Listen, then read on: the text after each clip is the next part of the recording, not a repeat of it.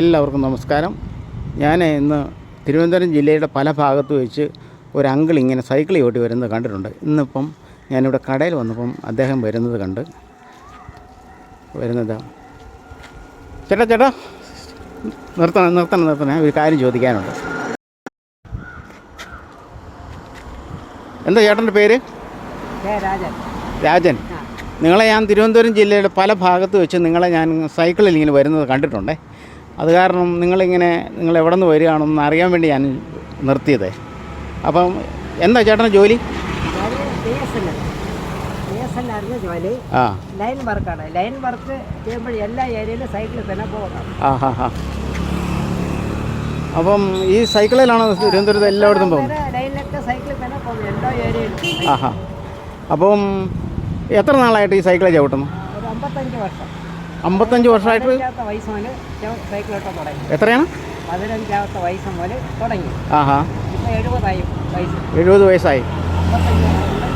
അപ്പം എവിടെ പോയാലും സൈക്കിളിൽ മാത്രമേ പോകുള്ളൂ? അത് ശരി.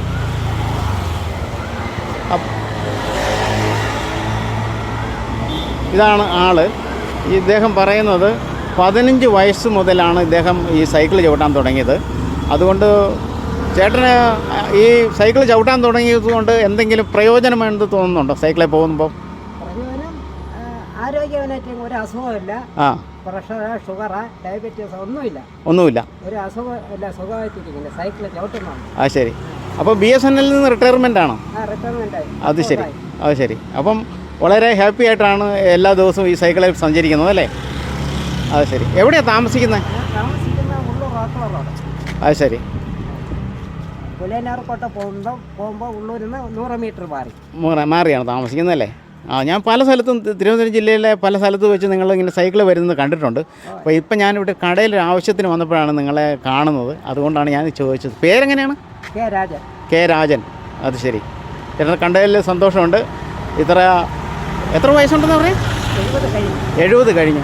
70ാമത്തെ വയസ്സിൽ നല്ല ചുറുചുറുക്കോടെ ഈ സൈക്കിളും ചവിട്ടി ഇങ്ങനെ വരുന്നത് കാണാൻ തന്നെ ഒരു അഴകുണ്ട് കേട്ടോ.